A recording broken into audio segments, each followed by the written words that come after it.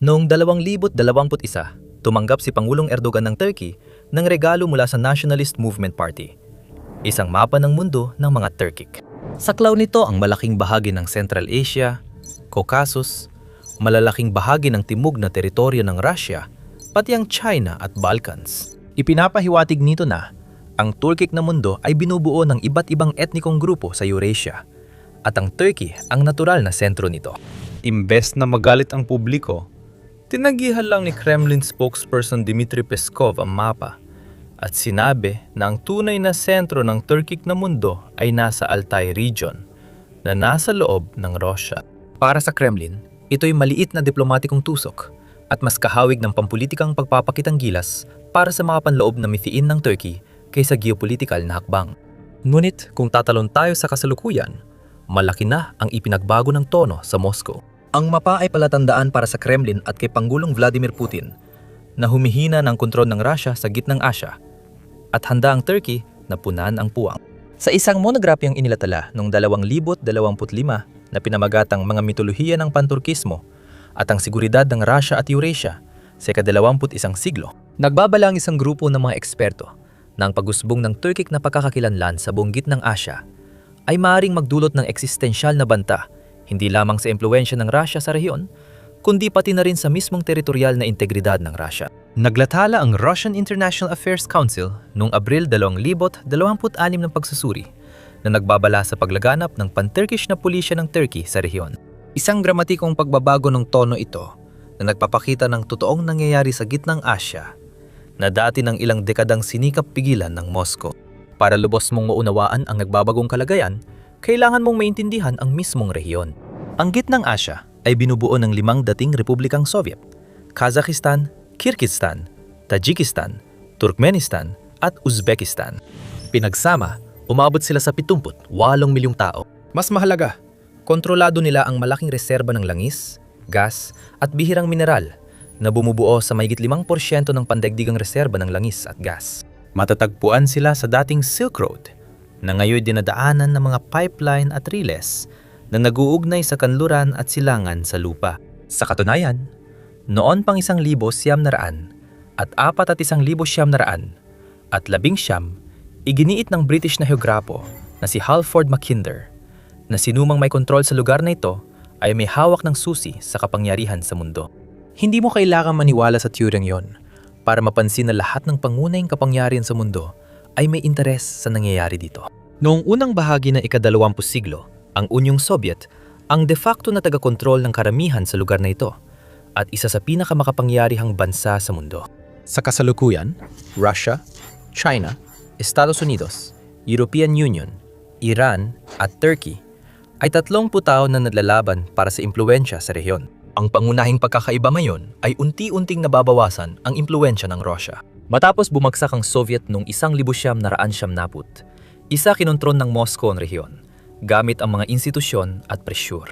Pinagisa ng Commonwealth of Independent States ang maraming ekonomiya, habang ang Collective Security Treaty Organization o CSTO ang inaasahang magsilbing pandikit sa militar.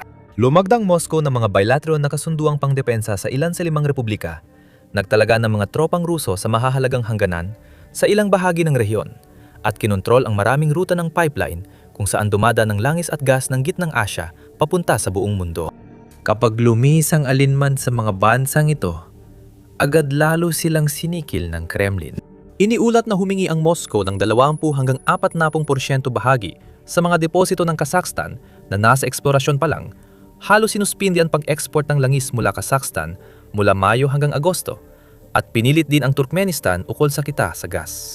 Ang rehiyon ay palaging sentro ng interes ng Russia. Pangunahing dahilan ay dahil malalim pa rin ang ugnayan ng kanilang mga ekonomiya sa Russia sa pamamagitan ng kalakalan, infrastruktura ng enerhiya at mga remittance na ipinapadala pa uwi ng milyon-milyong manggagawang migrante mula gitnang Asya na nagtatrabaho roon. At sa mahabang panahon, naging epektibo ito. Ang mga lider ng gitnang Asya ay umaasa sa ekonomiya at seguridad sa Russia at nananatiling may impluwensya ng 70 taong pamumuno ng Soviet sa kultura. Russian pa rin ang pangunahing wika ng komunikasyon sa mga rehiyon. Ang alpabetong Cyrillic na ipinataw ni Stalin noong huling bahagi ng dekada 30 para putulin ang ugnayan ng gitnang Asya sa pampanitikang pamana, bago ang Soviet at Turkey ay ginagamit pa rin sa reyon. Sa totoo lang, ang mga nakatira sa 4 sa 5 republika, Uzbek, Kazakh, Kyrgyz at Turkmen, ay may parehong pinagmulan, relihiyon at wika bago pa ang Unyong Sobyet at may mga minoryang nakakalat sa rehiyon. Hindi man Soviet ang lumika ng mga pagkakakilanlang ito, pinormalisa at hinati ng Moscow ang mga ito bilang magkakahiwalay na republika noong Soviet. Kadalasan ay pinutol ang umiiral na ugnayang kultural at demograpiko.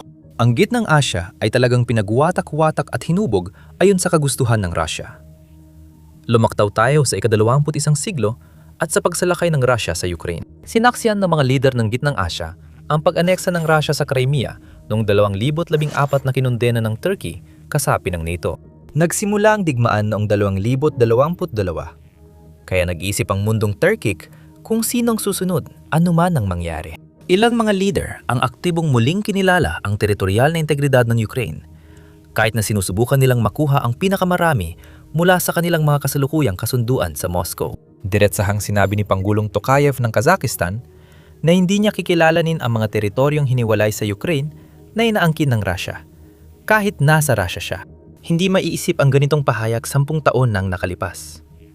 Ang CSTO, katumbas ng NATO sa panig ng Russia, ay lalo pang nabawasan ng kredibilidad. Noong 2023, umatake ang Azerbaijan sa mga posisyon ng Armenia sa Nagorno-Karabakh. Ngunit hindi pinagtanggol ng Russia ang kaalyado nitong Armenia. Noong 2024, sinimulan ng punong ministro ng Armenia ang pag-alis sa organisasyon.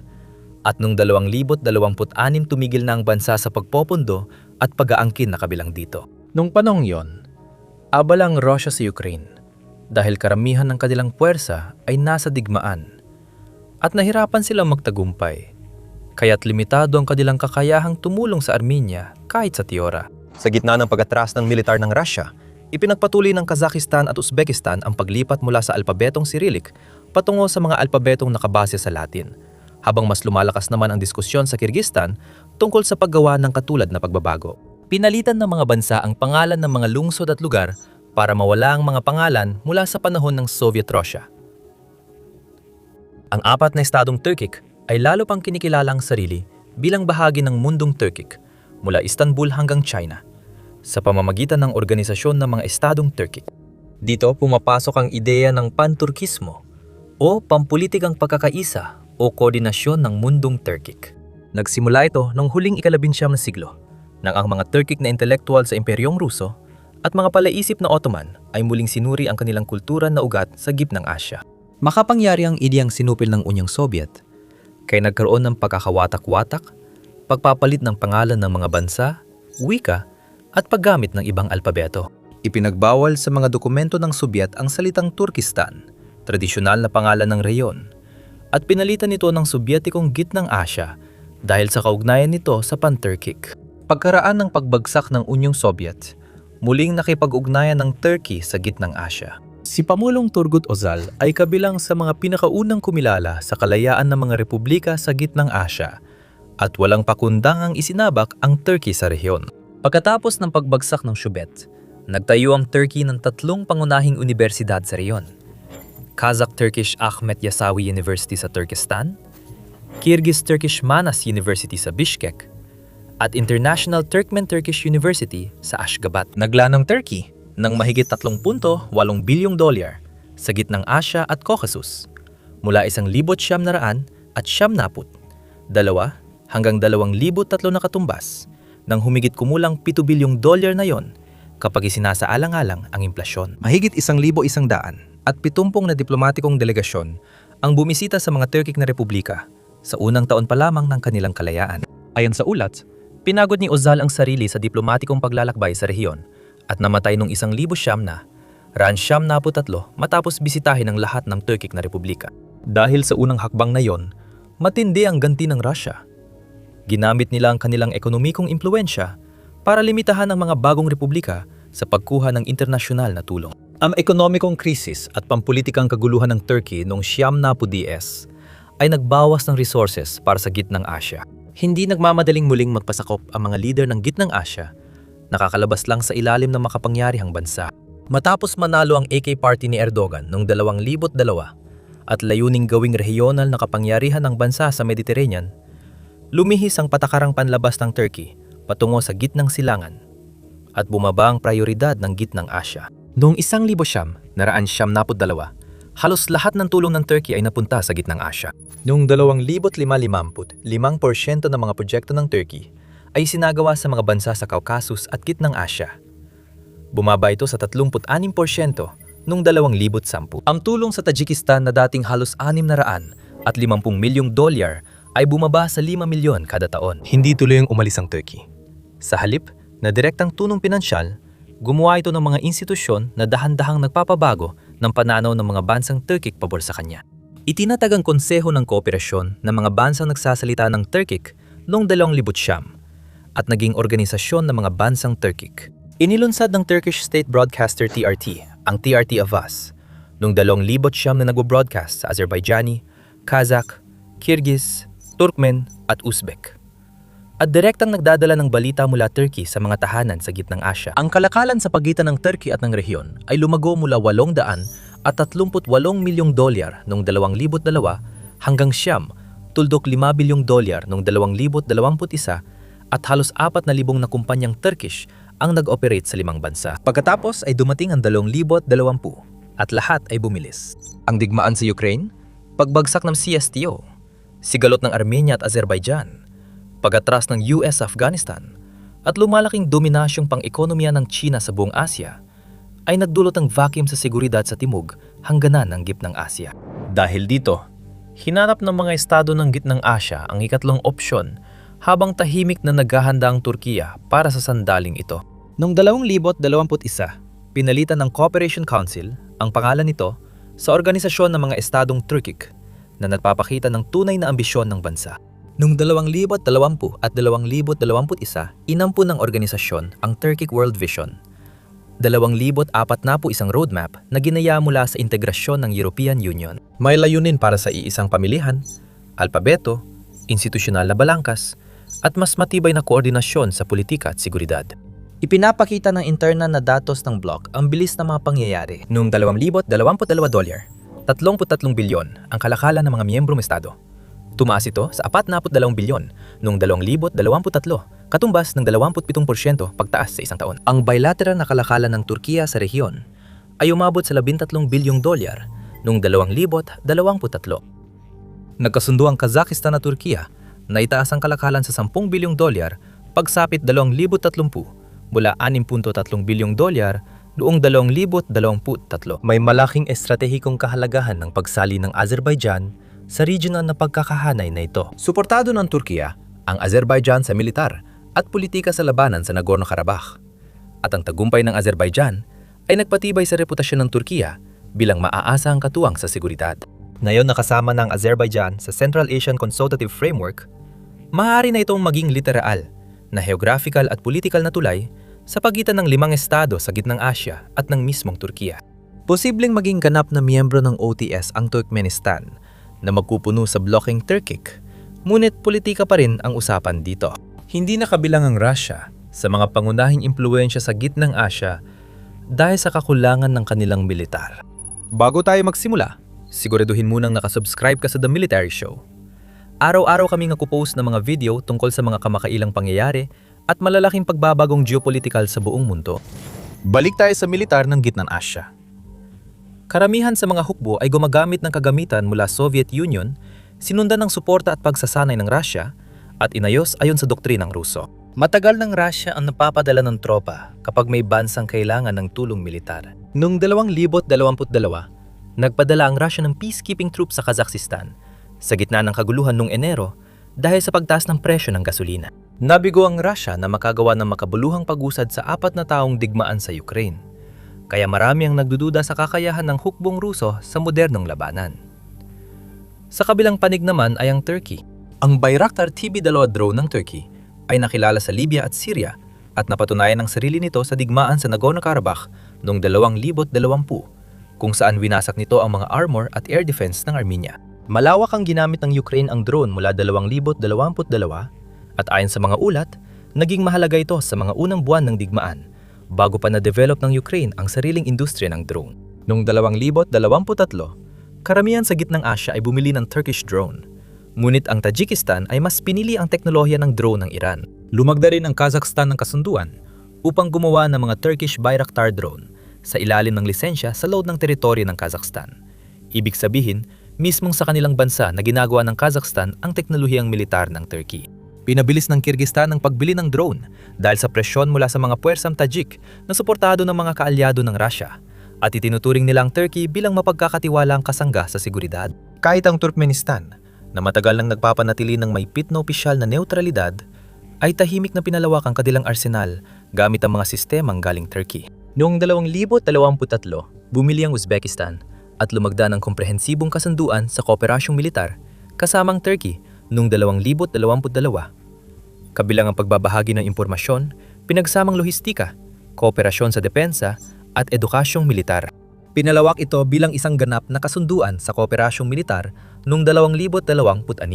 Pinipipili ng Turkey na panatilihing bilateral ang mga ugnayan kaysa bumuo ng formal na blok dahil alam nito ang tututol ang mga estadong Turkic sa direktang paglikha ng blok militar. Tulad ng Unyong Soviet, nagbibigay ito ng dagdag na puntos para sa hinaharap na kooperasyon. Base sa kakulangan ng aksyon ng Russia sa Armenia, pag-atras sa Syria, at kalagayan ng CSTO, may ilang estadong Turkic na hindi na naniniwalang poprotektahan sila ng Russia. Ang Kazakhstan ang pinakamalaking kasapi ng CSTO na hindi Russia. At ayon sa ilang survey, mababa ang suporta ng mga lokal sa alyansa. Nag-ingat na rin ang bansa laban sa Russia sa pamamagitan ng pagpapatibay ng ugnayan sa Turkey, sa pamamagitan ng pagtaas ng kalakalan, at sa China bilang mahalagang bahagi ng Belt and Road Initiative para palawakin ang impluensya ng China sa kanluran. Kasunod nito, mahalagang bahagi ng ekonomiya at likas yaman na nagpapakita ng reserba ng langis at gas sa rehiyon. Matagal nang hawak ng Russia ang mga pipeline ng langis at gas mula gitnang Asya patungong Europa at ginamit nila ang kontrol na ito bilang tali. Simula ng salakayin ng Ukraine, ilang beses nang pinigilan ng Moscow ang pag-export ng langis ng Kazakhstan sa Russian Black Sea Port. Hindi bababa sa 4 na beses noong 2022 na nagpapakitang kaya nilang hadlangan ito kahit kailan. Aktibong itinatayo ng Turkey ang mga infrastruktura para maputol ang talinayon na nadbunga sa tinatawag na Middle Corridor, isang ruta ng tren at dagat mula China, dumadaan sa Kazakhstan, tumatawid sa Caspian Sea, papuntang Azerbaijan at Georgia, papasok sa Turkey, at pagkatapos ay patungong kanluran papuntang Europa. Ang koridor na ito, na dati ay may mas mababa sa 1% ng trapiko kumpara sa katapat nitong Russian Northern Route, ay nakitang tumaas ang dami ng kargamento ng 33% noong 2022. Pagkatapos ay 89% noong 2023. At muling tumaas ng 70% noong 2024. Habang umiiwas ang mga nagpapadala ng kargamento sa Russia, tinataya ng World Bank na kung mapapabuti ang lohistika, maaring tumripel ang kargamento sa koridor at umabot sa 11 milyong tonelada sa 2030. Nangako ang European Union, Asian Development Bank, at ilang bilateral na kasosyo na paunlarin ang proyekto. Nasa kanlurang dulo ng koridor ang Turkiya, kaya't may malaking geographical na bentahe ito. Isinusulong ng Turkiya ang Trans-Caspian Pipeline para magdala ng gas mula Turkmenistan, dadaan sa ilalim ng Caspian Sea at ikokonekta sa Southern Gas Corridor papunta sa mga pamilihang Europeo sa pamamagitan ng Turkiya. Simula, 1997, aktibong dinedevelop ang proyektong ito. Ngunit laging hinaharangan ng Russia at Iran dahil malulugi sila kung makararating sa Europa ang gas mula Turkmenistan nang hindi sa kanilang teritoryo. Noong 2024 nilagdaan ng Turkiya at Turkmenistan ang memorandum para sa paglilipat ng natural gas. Unang konkretong hakbang sa pipeline na ito. Ang Turkmenistan, na may kaapat na pinakamalaking reserba ng natural gas at umaasa halos sa China bilang mamimili, ay may malakas na dahilan para mag-diversify. Kung may tayo ang Trans-Caspian Pipeline, ito ang magiging pinakamalaking dagok sa kapangyarihan ng Russia sa enerhiya sa gitnang Asya at Europa sa mga dekada. At ang mahalagang bahagi ng lahat ng ito na kinababahala ng Russia ay ang pundasyon ng Pan-Turkism ay itinayo sa halos kaparehong batayan ng Pan-Slavism. Halos eksaktong konsepto na ginamit ng Russia para bigyang katwiran ang pananakop sa Ukraine. Bagaman, nasa impluwensya ng Soviet ang mga bansang Turkic, mas malapit sila sa kulturang Turkish. Mapagkunwari kung itatanggi ito habang iginigit ang ugnayan ng Russia at Ukraine. Ilan sa mga analistang Ruso ay tinuturing ang Pan-Turkism bilang sa buwatan ng NATO at operasyong kanduranin para pahinayin ng Russia mula sa timog. Ang pananaw na ito ay may kaugnayan sa pagiging miyembro ng Turkey sa NATO at sa paggamit nito ng Montreux Convention nung digmaan sa Ukraine na naglilimita sa pagdaan ng dagdag na barkong pandigma sa Turkish Straits at nagpapahirap sa posisyon ng Russia sa Black Sea. Hindi basta pumalit ang Turkey sa Russia dahil wala itong hangganan sa 5 estado ng Gitnang Asya. Russia at China lang ang may hangganan doon. May mga bentahe sa kalakalan, infrastruktura, at abot ng militar ang heograpiya na di matutumbasan ng diplomasya o bentahan ng draw. Umabot sa 80, siyam tuldok, $3 bilyong ang kalakalan ng China sa rehiyon. Ang European Union ay may 74 tuldok, $65 bilyong na kalakalan, habang ang Russia ay may $40 bilyong. Ang sariling masalang pagbalanse ng Turkey sa geopolitika ay lalo pang nagpapakomplika sa sitwasyon. Patuloy na nakipag-ugnayan si Erdogan kay Putin sa gitna ng digmaan sa Ukraine dahil hindi sumali ang Turkey sa Western sanctions laban sa Russia. Imbes na pigilan ng Russia sa Black Sea, namagitan nito para sa Black Sea Grain Initiative. Patuloy itong bumibili ng gas sa Russia at pinananatili ang ugnayan pang ekonomiya na pumipigil sa Ankara na tahasang kalabanin ng Moscow. Kasabay nito, ang pagiging miyembro ng Turkey sa NATO ay nangangahulugan na sa huli ay kailangan itong sundin ang kahilingan ng alyansa para sa kolektibong depensa. Sa huli, ang mga estado sa Gitnang Asya, sa kanilang panig, ay hindi naman talaga pinipili ang Turkey kaysa sa Russia at China. Sa halip, idinadagdag lang nilang Turkey sa balansing estratehiya na matagal na nilang ginagawa sa loob ng mga dekada.